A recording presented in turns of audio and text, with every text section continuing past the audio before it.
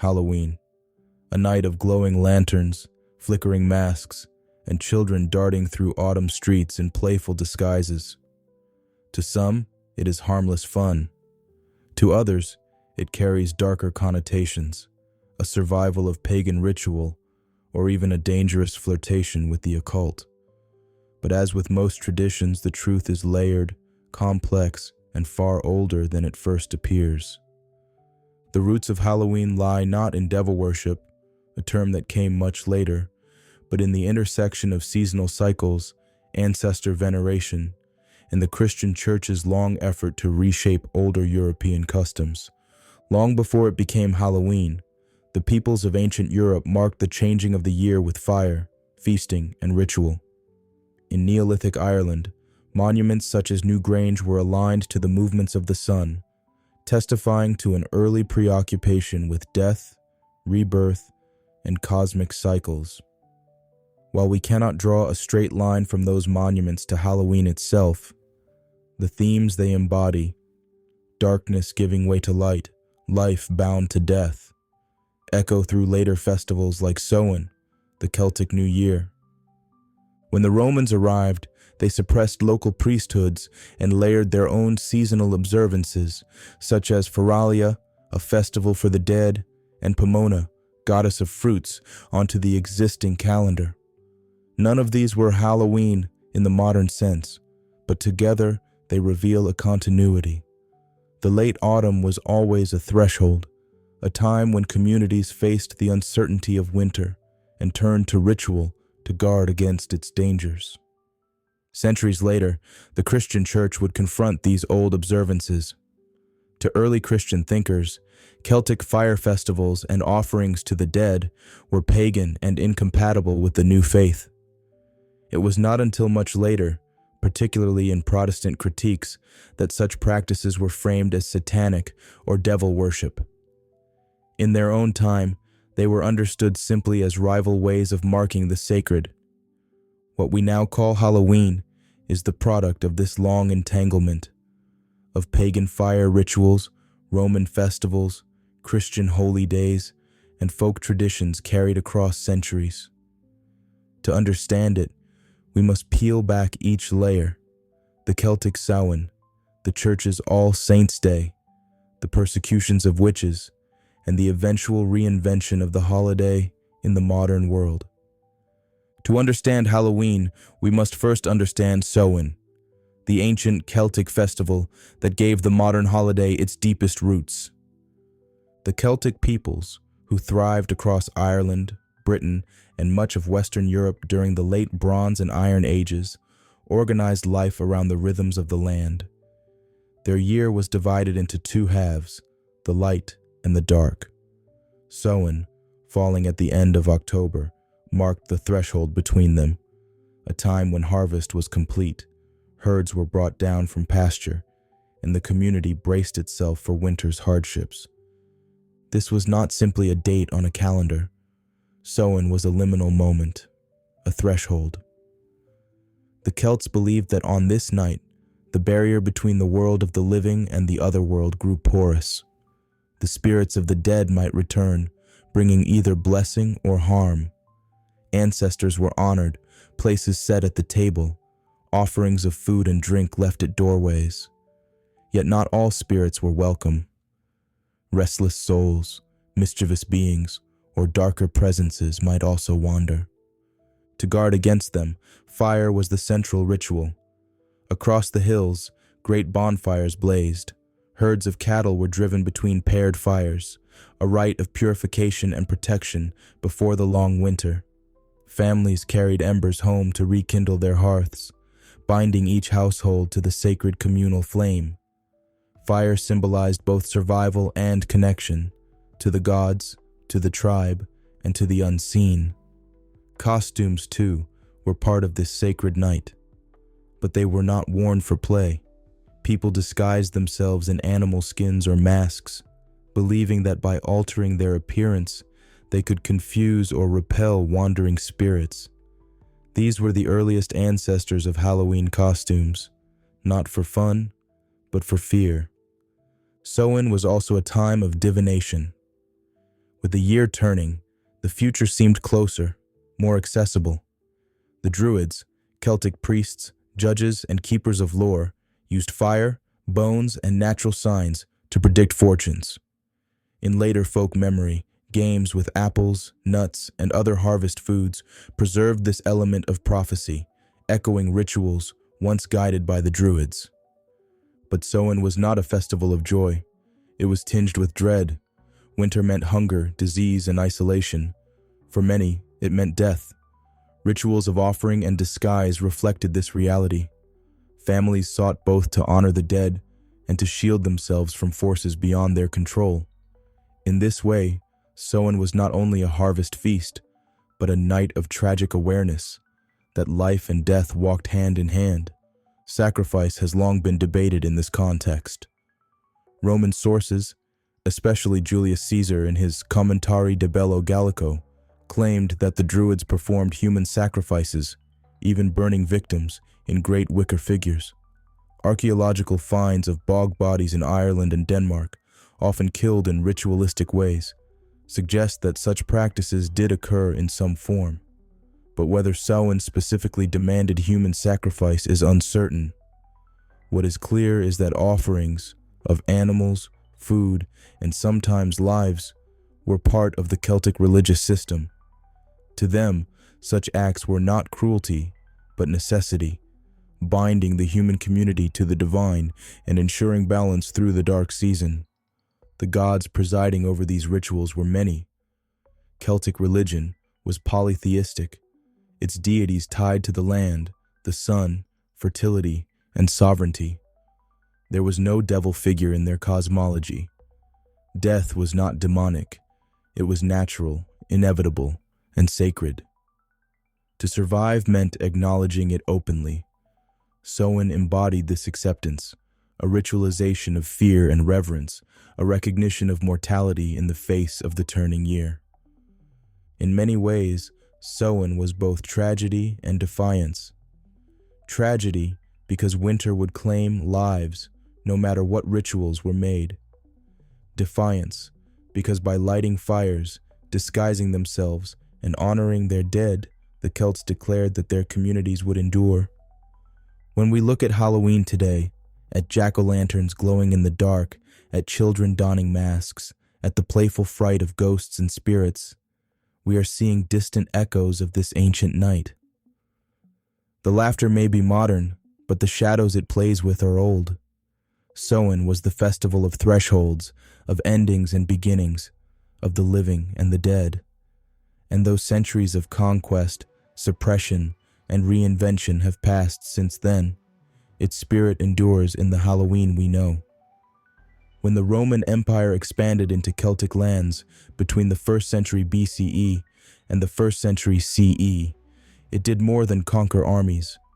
It sought to conquer memory, ritual, and the gods themselves. Samhain, deeply rooted in the agricultural and spiritual calendar of Celtic Europe, could not be simply erased. Yet Roman rule, and later Christianization, profoundly reshaped how it survived. The Romans had their own rituals of the dead. In February, they observed Feralia, when families visited tombs, brought offerings of food and wine, and prayed for the peace of ancestral spirits. In May, the Lemuria festival sought to exorcise restless ghosts through rites performed in the home. These customs show that Romans, like the Celts, felt that the dead lingered and could influence the living. In late autumn, Romans also honored Pomona, the goddess of fruits and orchards. Her festival included offerings of apples, nuts, and harvested produce. While distinct from Samhain, the timing allowed for cultural overlap. Some historians have suggested that the later Halloween custom of apple games, such as bobbing for apples, may carry faint echoes of Pomona's feast, blended into Celtic practice. But Rome's relationship with Celtic ritual was not one of harmony. The Roman state, wary of Druidic authority, sought to break it. Druids, who held immense influence as priests, judges, and keepers of lore, were targeted for suppression. Tacitus writes of the Roman assault on the island of Mona, Anglesey, in 60 CE, a stronghold of Druidic practice where sacred groves were destroyed. Julius Caesar himself described Druidic rites, portraying them as both powerful and barbaric. The truth is difficult to untangle. Roman writers were not neutral observers. They often exaggerated the barbarity of conquered peoples to justify conquest. Their descriptions of human sacrifice, especially the infamous Wicker Man, may reflect propaganda as much as fact. What is certain, however, is that the religious authority of the Druids was systematically undermined, their sacred sites desecrated, and their role as mediators between gods and people diminished under Roman law. Yet the people did not stop marking Samhain. The fires still burned, the offerings still stood at doorways. Even when priesthoods were scattered, the rituals of survival persisted at the village level. What Rome could not erase, it absorbed. Festivals overlapped, meanings mingled. By the time Christianity began to spread, Samhain was already a syncretic survival, woven of old Celtic rites and newer Roman practices. Christianity's first centuries were a struggle for definition. Emerging in the Eastern Mediterranean in the 1st century CE, it spread across the Roman world, eventually becoming the empire's dominant faith by the 4th century. As it did, it faced a problem: how to deal with the religious festivals of conquered peoples. To early Christian thinkers like Tertullian and Augustine, pagan rituals were not neutral. They were dangerous. Sacrifices to multiple gods, fire festivals, and offerings to the dead were seen as superstitious at best, demonic at worst. To participate in them was to risk one's soul. These writers condemned pagan practices not as harmless folklore, but as rival religions, rivals that had to be replaced by Christian worship. But the church was pragmatic. It could not simply abolish centuries-old festivals tied to agricultural cycles and community identity. Instead, it often chose assimilation. Temples were converted into churches, sacred groves became consecrated sites, and pagan festivals were recast with Christian meaning. Samhain was no exception. By the 7th century, the Western Church had established a day to honor all Christian martyrs and saints. Originally, this feast was held in May, but in the early 8th century, Pope Gregory III dedicated a chapel in Rome on November 1st to All Saints, shifting the celebration to autumn. By the mid-9th century, under Pope Gregory IV, the date of November 1st as All Saints' Day was made universal across the Frankish Empire. Why November 1st? Historians debate the reasoning, but many argue the timing was deliberate. By aligning the Christian feast with the pre-existing pagan festival of Samhain, the church could redirect devotion. Instead of offerings to wandering spirits, prayers were now made to the saints. Instead of fearing the dead, Christians were called to honor the holy dead as intercessors with God. Following this, November 2nd became All Souls' Day, a commemoration of all the faithful departed. Together, these 3 days, October 31st, All Hallows Eve, November 1st, All Saints, and November 2nd, All Souls, formed what came to be known as Hallowtide. In this way, the church did not so much erase Samhain as cover it with a new layer, baptizing old fears with new theology, yet the assimilation was never complete. While the church taught that the souls of the dead were in heaven, purgatory, or hell, folk belief remained stubborn. People continued to light candles and fires to guide wandering spirits. They still left food at doorways. They still dressed in disguises, though now the masks were often interpreted as mocking evil rather than warding it off. To church authorities, these customs were troubling remnants of paganism. To villagers, they were simply tradition. The very name Halloween comes from this tension. All Hallows Eve, the Christian vigil before All Saints' Day, layered upon a night already sacred in the Celtic calendar. It is here that we must be careful with labels. The church did not originally accuse Samhain of being devil worship. That idea belongs more to later Protestant polemic, especially in the modern era. In the medieval church, the problem was not Satan, but superstition, practices seen as pagan survivals incompatible with the singular worship of the Christian God. Still, the effect was the same. Samhain was recast as something dark, suspect, and dangerous. Its bonfires, masks, and offerings were folded into Halloween, but under suspicion, tolerated as folk custom, yet feared as spiritual contamination. The story of Halloween's Christian overlay is not simply one of neat assimilation. It was also a story of cultural loss. The rich polytheistic religion of the Celts, with its druids, gods, and sacred fires, was systematically undermined, suppressed, and eventually demonized. What survived did so only in fragments, in folk practice and oral memory. Yet this very survival is striking. Even after centuries of suppression, the core features of Samhain, fire, masks, offerings, and the belief in a porous boundary between the living and the dead endured. They endured because they spoke to universal human fears and hopes, that the dead are never far away, that darkness can be resisted with light, that winter need not have the final word. By the High Middle Ages, the Christian calendar had firmly absorbed Halloween into its structure as All Hallows Eve, the vigil before All Saints' Day. Yet the old customs lingered, fires lit in the fields, disguises worn against spirits, offerings left for the dead. To church authorities, these practices looked increasingly suspicious. The medieval period was an age when theology, fear, and politics intertwined. The church was not only a spiritual authority, but also a guardian of social order. Anything that smelled of pagan survival was seen as dangerous, not just for souls, but for the unity of Christendom itself. It was in this atmosphere that Halloween began to acquire its association with witchcraft, devils, and evil. Early Christian leaders condemned pagan rituals as misguided, but not always as explicitly satanic. That shift unfolded gradually.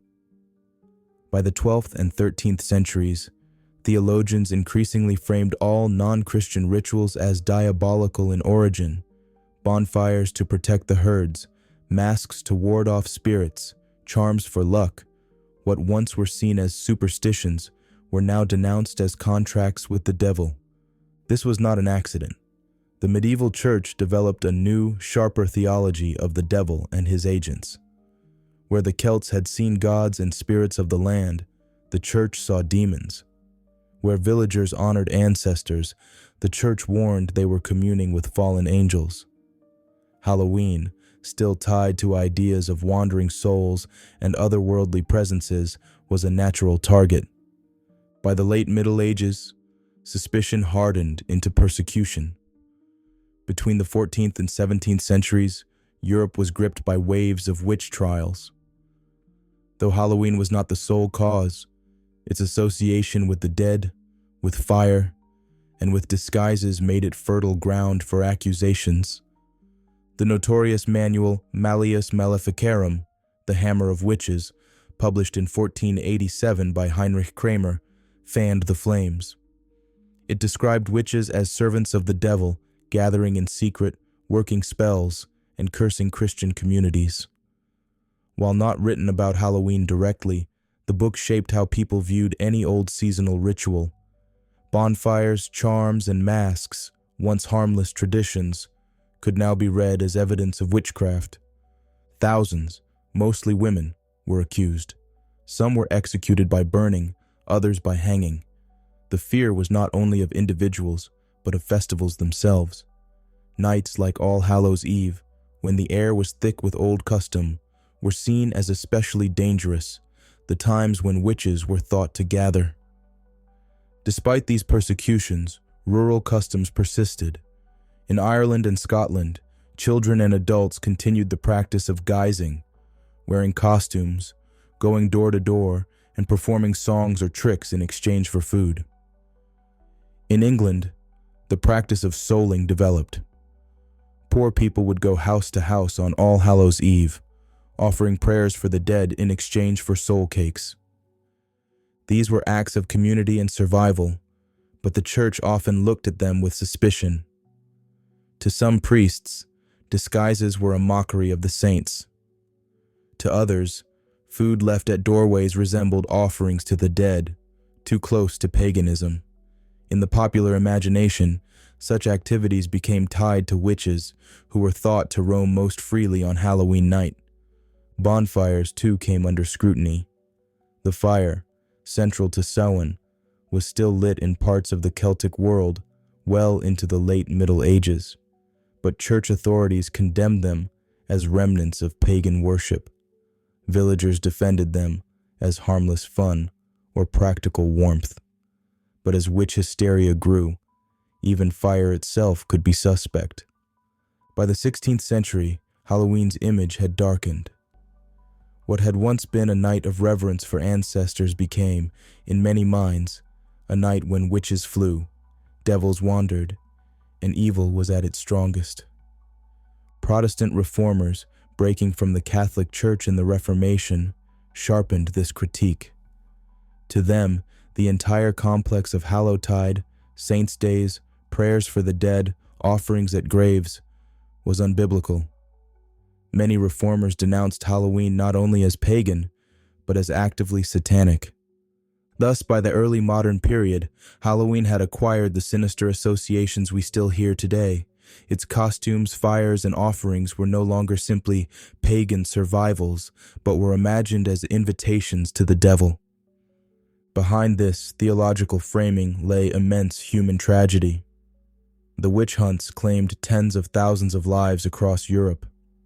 Women, often poor, widowed, or simply eccentric, were accused of flying, cursing, or gathering at Halloween. Men, too, fell victim, especially healers or those tied to folk traditions. Communities tore themselves apart under suspicion. A neighbor's strange behavior, a child's illness, or a failed harvest could be blamed on witchcraft. And when trials came, the timing of Halloween often lent weight to accusations. If misfortune followed the autumn fires, surely witches were at work. In this way, Halloween's old rituals became not just quaint customs, but deadly liabilities. To wear a mask, light a fire, or leave food for the dead could draw suspicion. Yet to abandon them entirely was unthinkable, for they carried centuries of meaning. This tension shaped the holiday we inherit today, a mixture of joy and dread, of survival and persecution. Despite centuries of demonization, Halloween survived. Rural people clung to it, adapting it, Christianizing parts of it, softening others. By the 17th and 18th centuries, it remained strong in Ireland, Scotland, and parts of England. Even as the church thundered against witches, villagers still carved lanterns from turnips, still lit fires, still sent children door to door. It is a testimony to the resilience of culture. Halloween carried within it the memory of Samhain, the overlay of Christian saints, and the shadow of witch trials. Each generation inherited it slightly changed, yet somehow recognizably the same. By the 17th century, Halloween had become a patchwork of fire festivals, prayers for the dead, costumes, and folklore. In Catholic regions, it was tied to Hallowtide. In Protestant lands, it was increasingly condemned as superstition. Yet in Ireland, Scotland, and parts of northern England, it remained vibrant, a night of disguises, lanterns, games, and eerie tales. It was from these regions that Halloween would cross the Atlantic, and in America, it would be reborn. When English settlers first established colonies in New England, they brought with them many traditions, but not Halloween. The Puritans, stern Calvinist Protestants, regarded All Saints festivals, prayers for the dead, and seasonal superstitions as dangerous and unbiblical. They rejected Halloween as pagan and Catholic alike. Instead, they marked autumn with harvest festivals and days of Thanksgiving. For a time, Halloween in its European form was nearly absent from colonial America. But this was not the whole story. In the southern colonies, and in communities more open to Catholic influence, elements of All Hallows customs lingered. Over time, and especially after the American Revolution, regional variation softened. Still, Halloween did not become a widespread American holiday until the massive waves of Irish and Scottish immigration in the 19th century. The mid-19th century brought millions of Irish immigrants to the United States, many fleeing the Great Famine. They carried with them their folk traditions, including Samhain-derived Halloween customs. Scottish immigrants brought similar practices. Chief among these was the carving of lanterns. In Ireland, children hollowed out turnips or beets, carving grotesque faces into them and placing candles inside. These jack-o'-lanterns were said to frighten away wandering spirits or represent the restless soul of Stingy Jack, a figure in Irish folklore condemned to wander the earth with only a coal in a carved turnip for light. In America, turnips were scarce, but pumpkins were plentiful. Large, easy to carve, and native to the New World, pumpkins quickly became the lantern of choice. By the late 19th century, the pumpkin jack-o'-lantern had become the most iconic symbol of Halloween in America. Along with lanterns came the custom of disguises and visiting houses.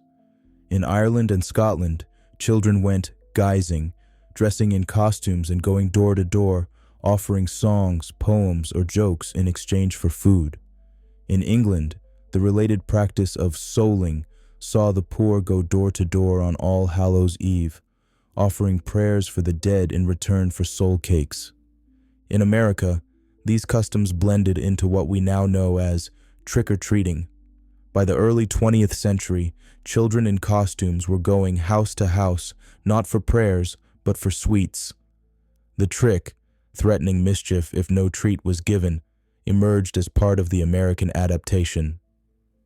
Mischief nights, already a tradition among young people, folded naturally into Halloween.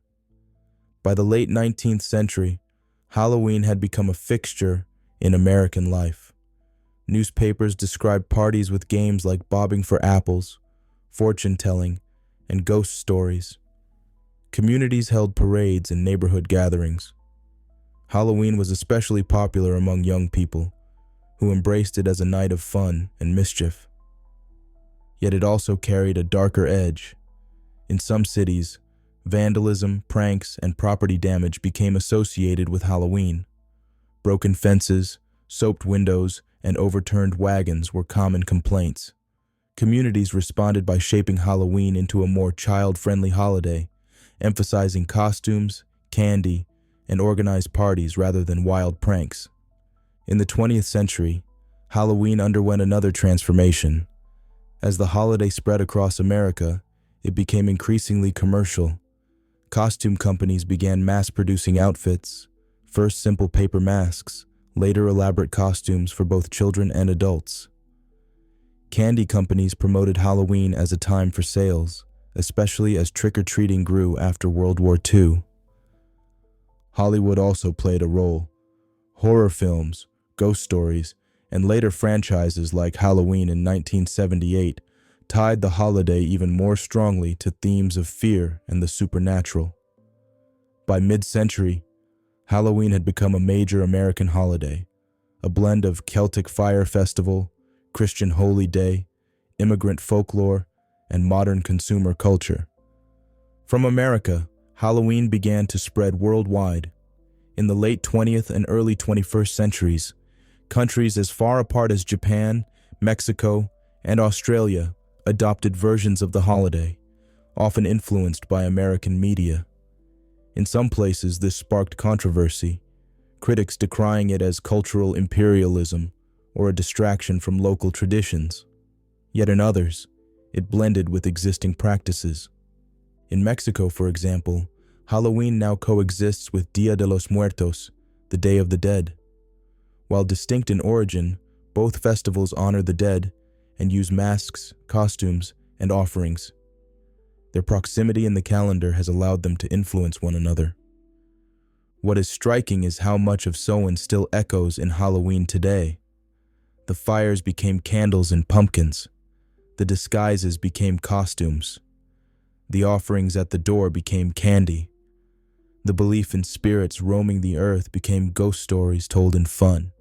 Yet beneath the play, the old themes endure. Halloween is still about thresholds, between summer and winter, between life and death, between the ordinary and the uncanny.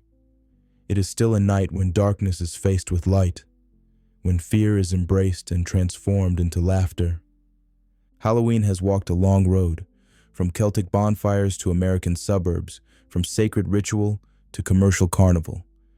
Its survival, transformation, and global spread reveal much about how human beings grapple with death, memory, and the cycles of life. For the Christian Church, Halloween has always been a point of tension. The establishment of All Saints' Day and All Souls' Day successfully redirected some customs toward Christian theology. Prayers for the dead, masses for the faithful departed, and veneration of saints. In Catholic countries, these days remain central to the liturgical calendar. Yet the persistence of older practices, disguises, lanterns, and fire rituals showed the limits of assimilation. Medieval and early modern authorities often condemned these as dangerous survivals. In Protestant lands, the critique went further. Halloween was dismissed as paganism, dressed in Christian clothes, or worse, as diabolical. This legacy continues today. Some Christian communities embrace Halloween as harmless fun, or reinterpret it through church events like All Saints festivals or harvest parties. Others reject it outright, warning of its ties to paganism, witchcraft, or even Satanism.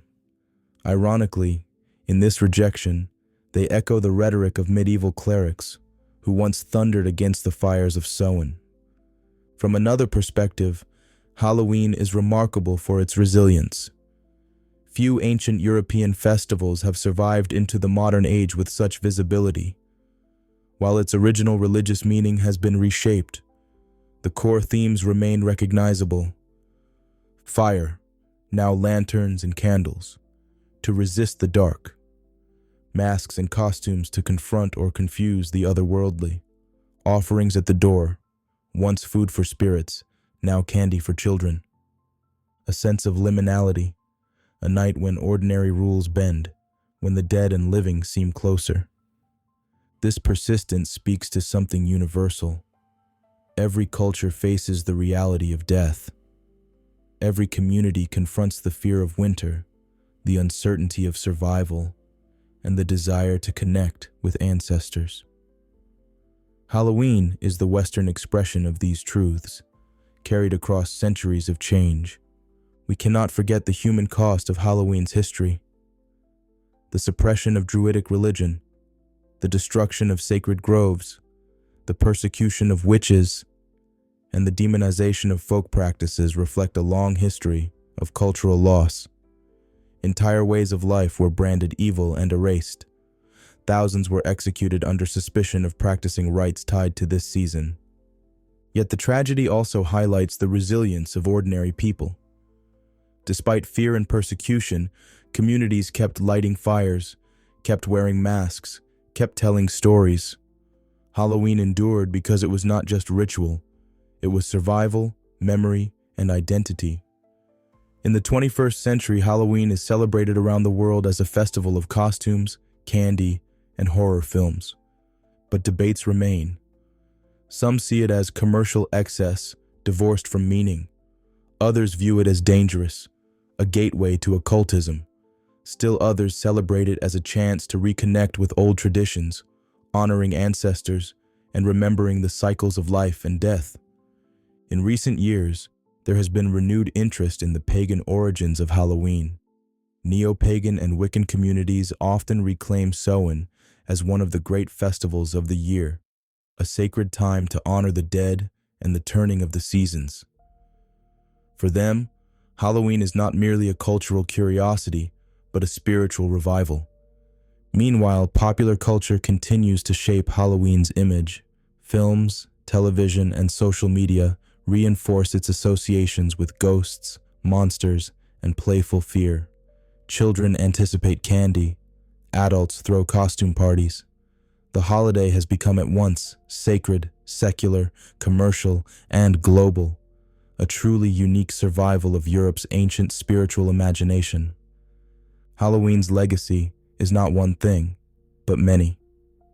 It is Celtic Samhain, the fires, the disguises, the communion with ancestors.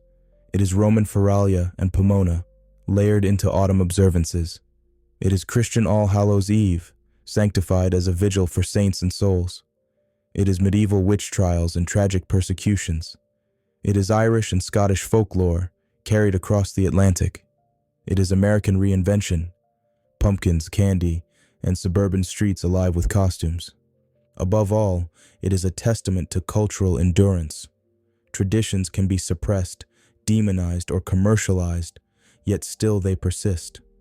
They survive because they meet deep human needs. Halloween survives because it speaks to the timeless truths of mortality, fear, and community. Halloween's survival is not only a story of ritual and religion, it is also a story of community, play, and cultural adaptation. Over the centuries, the festival has been shaped not just by theology and folklore, but by games, neighborhoods, and even the forces of commerce and media. In the 19th and early 20th centuries, Halloween parties in Britain, Ireland, and America often centered on fortune-telling games. Bobbing for apples was not only playful, but prophetic. The first to catch an apple might be the next to marry. Nuts roasted in the fire were said to reveal fidelity. Whether they burned together or popped apart, foretold the future of a couple. Mirrors, candles, and even cabbage stalks were used in similar ways. Beneath the laughter, these games carried echoes of Samhain's ancient divination rituals, softened into parlor amusements. By the early 20th century, Halloween in America faced a challenge. It was often marked by vandalism and mischief, from broken fences to overturned wagons. Communities responded by reshaping the holiday. Civic groups, churches, and schools promoted trick-or-treating in the 1920s through the 1950s as a safer, more controlled way for children to celebrate. National candy advertising campaigns in the 1950s cemented this new model. What had once been offerings to wandering spirits had now become a social contract between neighbors. Give candy, avoid tricks. Halloween as we know it is not a single Celtic survival, but a blend of regional traditions. From Scotland came guising, children in costume performing songs or tricks for food. From Ireland came the carving of lanterns from turnips, later replaced by pumpkins in America. These separate strands wove together in the United States to form modern Halloween. The spread within America was uneven. Cities with strong Irish and Scottish immigrant communities embraced Halloween first, while rural Protestant areas adopted it more slowly.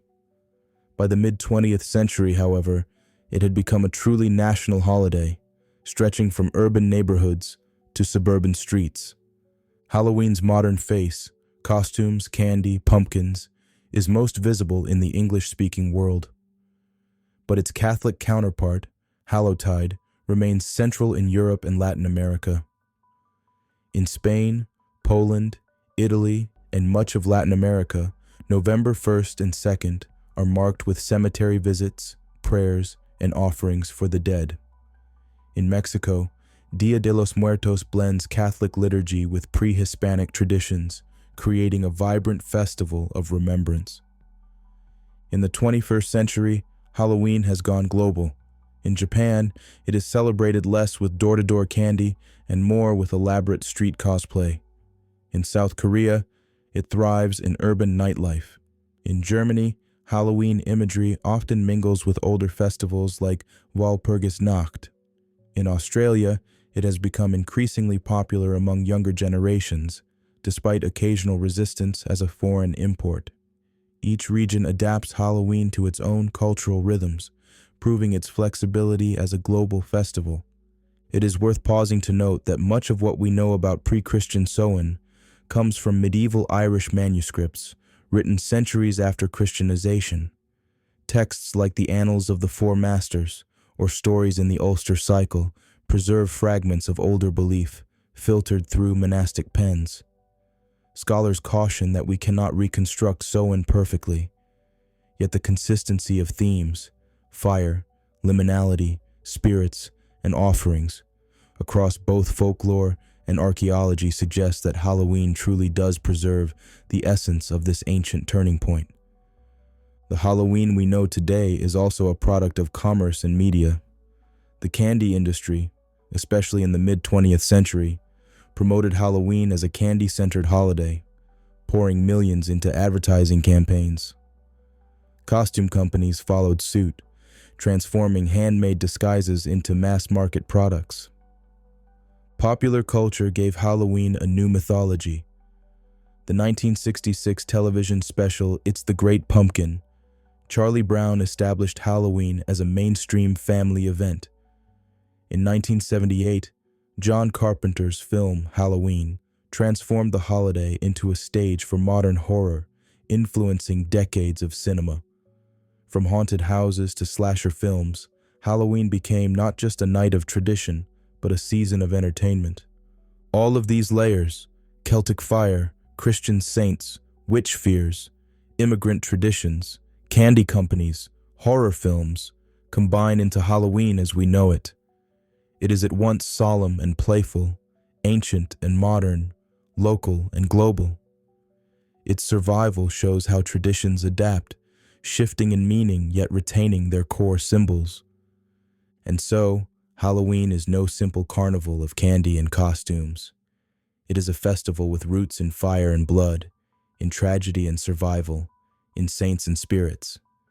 It has been many things to many peoples: a Celtic threshold of the year, a Christian vigil for the holy dead, a night of witches in the medieval imagination, a child's holiday in modern America. To call it devil worship is to miss the depth of its story. To dismiss it as mere play is to overlook its endurance. Halloween is a palimpsest of history, each layer written over the last, yet never fully erased. Beneath the laughter of children and the glow of pumpkins lies a memory thousands of years old. The memory of fire blazing against the night, of masks hiding fearful faces, of offerings made to bridge the living and the dead. Perhaps that is why it endures. Because Halloween reminds us of what we would rather forget: that death is always near, that fear is part of life, and that even in darkness, human beings light the fire, put on the mask, and face the night together. So the next time you see a jack-o'-lantern grinning on a porch or hear the rustle of leaves under a child's costume, remember, you are seeing the survival of one of the oldest festivals in Europe, a festival reborn, reshaped, and still alive, a living thread of fire stretching back to Samhain. Thank you for joining me on this journey through the shadows of history. If you found this exploration of Halloween meaningful, I invite you to stay with us for future episodes, where we'll uncover more of the forgotten, the ancient, and the extraordinary. Subscribe if you'd like to walk further down this path. Share it with those who might value the deeper story behind the holidays and traditions we often take for granted. And as always, feel free to return here whenever you want to wander again through the echoes of the past. Until next time, keep the fire lit, honor the memory of those who came before, and walk with courage through the long night.